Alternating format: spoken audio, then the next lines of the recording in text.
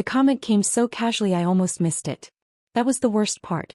I was sitting at the kitchen table with my laptop open, the familiar glow of the screen reflecting off a neat stack of mail. Sunday afternoon. The quiet hour after lunch when I paid the bills, balanced accounts, made sure everything stayed on track. Mortgage. Utilities. Insurance. Groceries. His truck payment. The credit card he always forgot about. He was leaning against the counter behind me, one foot crossed over the other, scrolling through his phone like he didn't have a care in the world. No urgency. No responsibility. Just comfort funded quietly and reliably by me. At 40, he said almost thoughtfully, most women should be grateful their husband still tolerates them. My fingers froze on the keyboard. For a second I honestly wondered if I'd misheard him. He said it so lightly. No raised voice. No anger. Just an observation like commenting on traffic or the weather. Tolerates? I asked, turning slowly in my chair. He finally looked up and smiled. Not kindly. Comfortably. The smile of a man who assumes agreement before the conversation even begins. I'm just saying, he continued, shrugging. You're not exactly in your prime anymore. Stability matters more than romance at our age. Our age. As if 40 was something that had happened to me. As if it were a flaw I should apologize for. As if the life we lived, the house we stood in, the comfort he enjoyed hadn't been built largely because of me. I looked at him for a long moment. At the man I was apparently supposed to be grateful for. The man whose bills I'd just finished paying. My name is Laura. I was 40 years old, married for 14 years, and in that quiet kitchen something shifted permanently. Not anger. Not tears. Not even shock. Clarity. In that moment I understood something with absolute certainty. My husband didn't think he was lucky to have me. He thought staying with me was a favor. And I realized just as calmly that he had no idea how expensive that belief was about to become. It hadn't started this way. When we first married we both worked. We both contributed. We talked about partnership like it was something solid, something we were building together. Back then he was ambitious. Or at least he sounded that way. Big plans. Big ideas. Always on the verge of something better. Then his job became temporary. Then his boss became unreasonable. Then his paycheck became inconsistent. I just need a little time, he'd say. Once things turn around I'll take care of you. Things never turned around. At first I covered a bill here and there. It made sense. I was earning more. I didn't mind helping. That's what you do in a marriage, I told myself. Then I started paying the mortgage because it was easier to keep it on schedule. Then the utilities because late fees annoyed me. Then the groceries because someone had to be practical. Somewhere along the way, helping quietly became handling everything. By the time I turned 40, my income paid for our entire life. The house we lived in. The cars we drove. The insurance policies he never read. The vacations he insisted we needed because he was under so much pressure. His money disappeared into lunches out, gadgets, subscriptions, hobbies that changed every 6 months. New ideas that never quite turned into real work. Whenever I tried to talk about it, he'd sigh like I was exhausting. You're just better with money than I am, he'd say. You like being in control. Control. That word again. He said it like an accusation but also like permission. As if my responsibility excused his absence from it. As if paying for everything was simply my role now. I told myself it was temporary. That marriage meant carrying more weight sometimes. That things would balance out eventually. But deep down I knew the truth. He wasn't struggling. He wasn't unlucky. He was comfortable. And comfort, I was learning, can make a man forget exactly who's paying for it. After his comment about tolerating me, I didn't argue. That surprised even me. Old versions of myself would have explained, defended, listed everything I did for us. I would have reminded him of the bills, the sacrifices, the years I carried us when he couldn't or wouldn't. But something about the way he said it drained all desire to fight. Instead I nodded. That's good to know, I said quietly, closing the laptop. He barely noticed. He never did when I wasn't emotional. My silence registered as agreement, not withdrawal. That night he went to bed early, satisfied, certain he'd said something wise. Something true. I stayed up. Not crying. Not pacing. Just thinking. I opened my banking app and looked at the numbers. My income. Our joint account. The automatic payments I'd set up years ago to keep everything running smoothly. Then I opened a new account. Different bank. Only my name. No announcement.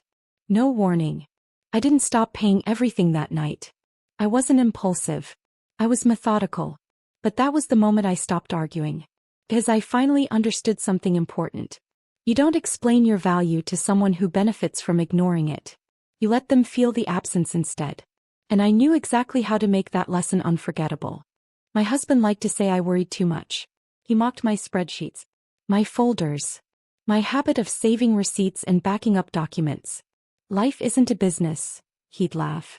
You don't need records for everything. He never noticed that every major asset was in my name. The house. My retirement account. The savings he assumed just existed. He never paid attention when I insisted on keeping my income separate for organization. He didn't question why the joint account only ever held enough to cover monthly expenses. He trusted me completely. Not because he respected me, because he underestimated me. For years I'd handled the finances quietly, efficiently, without praise or complaint. I knew exactly where every dollar went. I knew how much he spent. I knew how little he contributed. And I knew how fragile his comfort really was. So I changed nothing at first. The bills still got paid. The lights stayed on. The fridge stayed full. The only difference was invisible. My paycheck stopped landing where he could reach it. And he didn't notice. Not for weeks. That was the part that hurt the most. Not his comment. Not his arrogance. But how little attention he paid to the woman funding his entire life. The first month passed quietly. Too quietly. He kept living exactly the same way. Morning coffee out. Lunches with friends. Online orders arriving at the door. Gas tank always full. Lights always on. He didn't check balances. He didn't ask questions. He didn't thank me. Why would he? The machine was still running. The joint account slowly shrank, but he never looked closely enough to see it. When a payment cleared, he assumed it had always been that way. When groceries appeared in the fridge, he assumed I'd handled it like I always did. Once he mentioned a weekend trip he wanted to take. "I'll book it tonight," he said casually. "We deserve it." I nodded and said nothing. The trip never got booked. Another time he complained that one of his cards had been declined at lunch. "Probably a glitch," he said, annoyed. "You should call the bank." "I will," I replied. I didn't. I watched him grow slightly irritated, slightly confused, but never concerned. He still believed the safety net was there. That someone, me, would quietly fix things before they became uncomfortable. At night he slept soundly. I lay awake, not anxious, not angry. Just waiting. Because comfort doesn't disappear all at once. It erodes slowly in ways you don't notice until you suddenly realize you're standing on nothing at all. He finally noticed on a Thursday evening. I remember because he was standing in the doorway of the living room, phone in hand, wearing that irritated expression he usually reserved for customer service representatives and waiters who didn't move fast enough. "Hey," he said, not looking at me. "Did you change something with the accounts?" I kept folding laundry. "So, careful. What do you mean?" I asked. "My card was declined again," he said. "And the checking balance looks low." Not empty. Not alarming. Just unfamiliar. "I didn't change anything important," I said.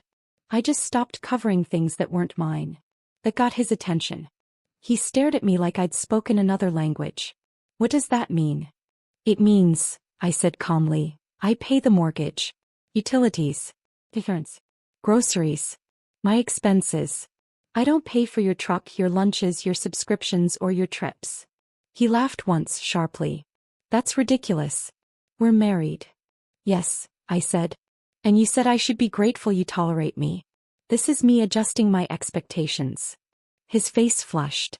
"So you're punishing me now?" "No," I replied. "I'm just not funding a life where I'm considered replaceable." He opened his mouth, then closed it again. For the first time in years he didn't have a ready answer. I folded the last shirt and placed it on the pile. "You said stability mattered more than romance," I added. "This is what stability looks like when it's honest." And I walked past him, leaving him alone with a balance sheet that no longer lied for him. The anger didn't come all at once. At first it was disbelief. Then irritation. Then outrage. He accused me of being dramatic. Of overreacting. Of trying to teach him a lesson. "I was joking," he said. You're too sensitive. When that didn't work, he changed tactics. You're being controlling, he told me. This is financial abuse. I almost laughed at that one. A few days later, his sister called. She didn't ask how I was. She went straight to the point.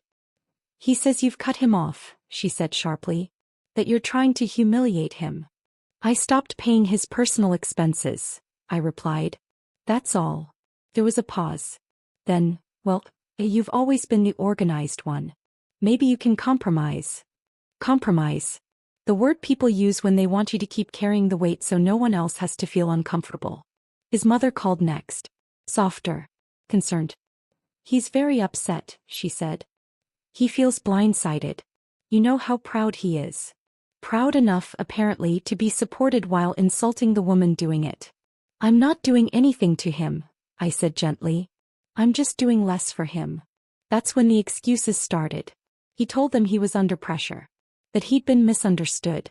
That he never meant what he said. That I was changing. And in one small way he was right. I was. For the first time I wasn't explaining myself.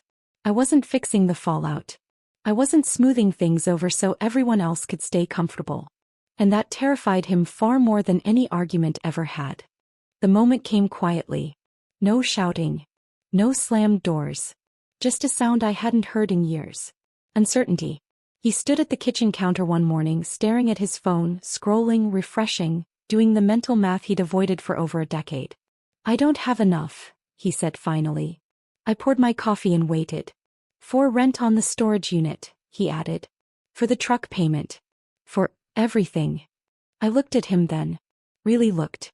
For the first time he wasn't irritated or offended. He was scared. What are you expecting me to do? He asked. That question told me everything.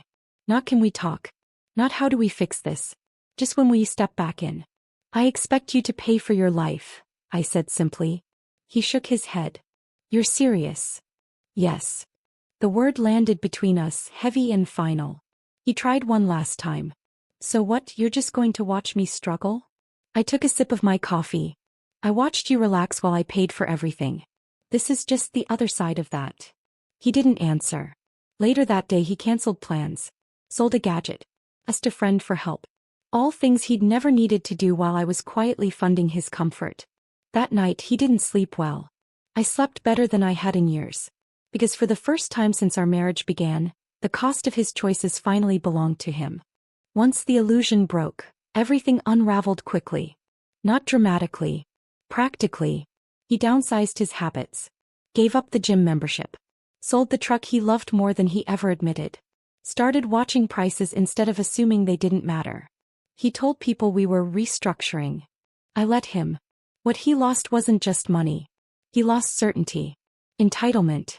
The belief that I would always absorb the impact of his choices. What I kept was simpler. My income. My peace. My dignity. There was no explosive fight. No grand exit. Just a quiet shift in gravity. The center of our marriage moved back to where it should have been all along. And for the first time he had to decide whether he wanted a partner or just a sponsor. I already knew my answer. Life didn't fall apart when I stopped being convenient. It got clearer. The house was quieter. Conversations were more careful. He spoke less, listened more. Whether that change would last wasn't my concern anymore. What mattered was this. I no longer funded disrespect. I no longer negotiated my worth. I no longer confused tolerance with love. Sometimes I think back to that Sunday afternoon. To the way he said it so casually, so confidently. At 40 you should be grateful. He was right about one thing. At 40 I was grateful. Grateful I finally understood that love doesn't require endurance. That partnership doesn't come with insults. And that the most powerful thing a woman can do isn't leave loudly. It's stop paying for a life where she's treated as optional. Because the day I stopped being convenient was the day I became free.